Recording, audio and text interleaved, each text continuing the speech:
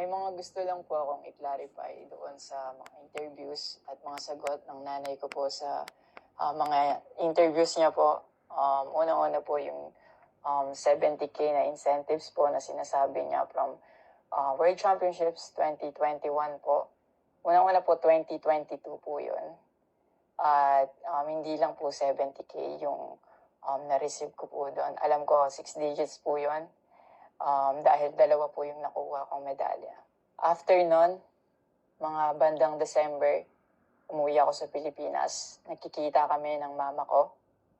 At hindi niya sa akin sinasabi na na-receive niya na pala yung incentives ko from World Championships. Hindi ko pa po malalaman na na-receive niya na po yung incentives ko kung hindi ko pa po hinanap.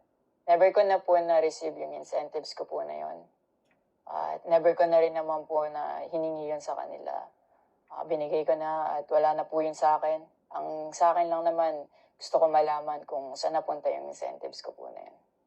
Yung principle po kasi dito wala po sa liit o laki ng amount po na incentives po na ginalaw niya, kundi po sa pagtago at paggalaw niya nang wala ko pong consent, yung pinapoint ko po sa kanya. At yung about sa red flag daw po si Chloe na sinabi ng mama ko, hinusgahan niya po agad si Chloe sa pananamit at sa pag-acto po niya. Magkaiba po ng kinalakihan. Unang-una, lumaki si Chloe sa Australia at ayun yung nakagisnay niyang culture. At ibang-iba po talaga sa Pilipinas kung paano tayo gumalaw, magsalita o manamit po. At yung about po sa yung mauubos po yung anak ko, nasabi po ng mama ko. Unang-una po si Chloe po may sarili po siyang income. Lahat po ng nakikita niyong gamit o yung pag-travel niya kung saan-saan po. Galing po yun sa pinagpaguran niya po.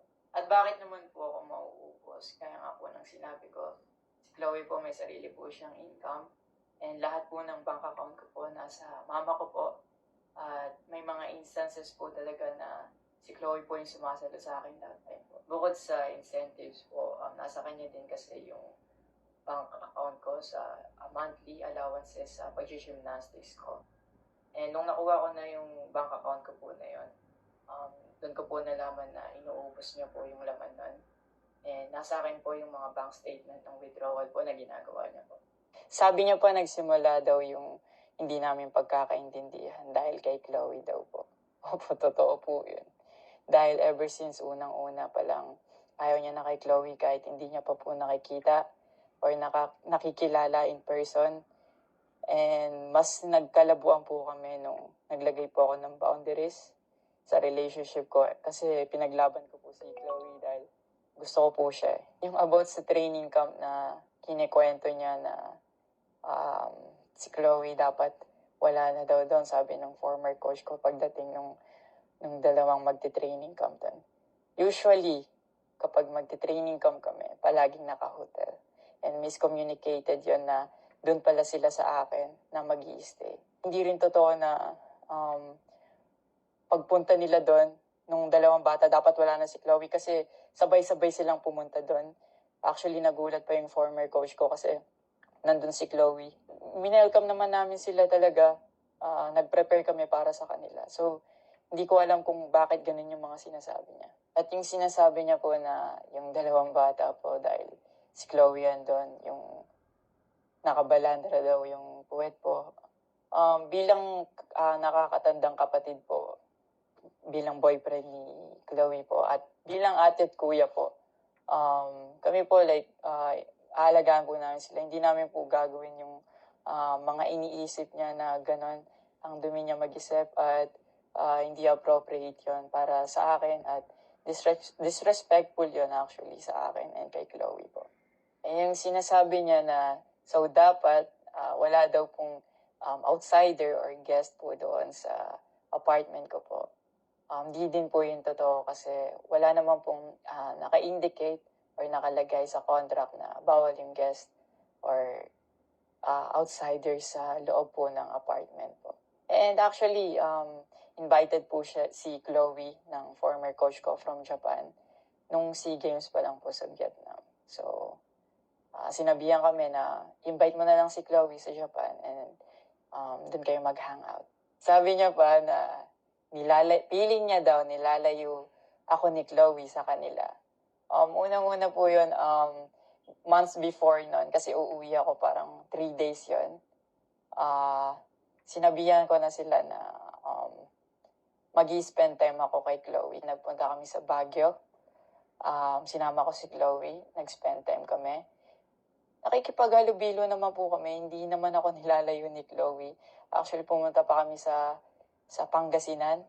Like, po kami doon, parang meet and greet. Yeah. Tapos after nun, nagpunta tayo ng Baguio.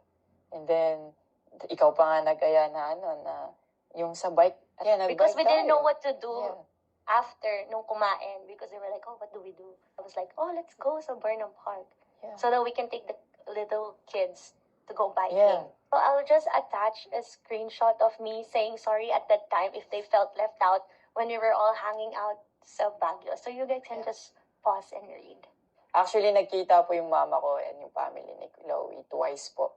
And then, yun, nag-usap po sila. And the last resort, my family made a group chat Yeah. na kasama everybody involved because my family wanted to address kung ano yung issues ni Mamo towards me. Yeah, kasi marami na siyang pinapost. Yeah, madami na siyang pinapost. And even though my family knew na madami na siyang pinapost, my family still welcomed them, treated them with respect, and with no judgment na pinaringgan nila yung side ng mom mo, what she had to say about me and our relationship. And then, after the group chat, she left, Yeah. your mom left. And wala siyang Yes. narinig anything from my family. May recent interview po kayo na kinakongratulate niyo po ako. Kung genuine po talaga kayo, maraming salamat po. Ina-acknowledge ko po yung pagka-congratulate niyo sa akin. Pero nagpa-flashback pa rin po talaga yung masasakit niyong sinabi sa akin at yung mga hindi niyo pag-wish well sa akin. Like, tumatatak po yun sa akin talaga.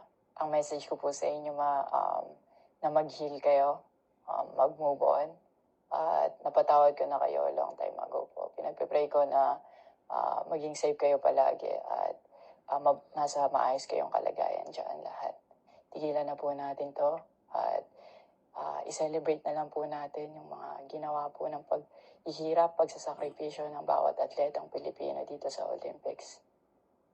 May mga gusto lang po akong i-clarify doon sa mga interviews at mga sagot ng nanay ko po sa mga interviews niya po. Unang-una po yung 70K na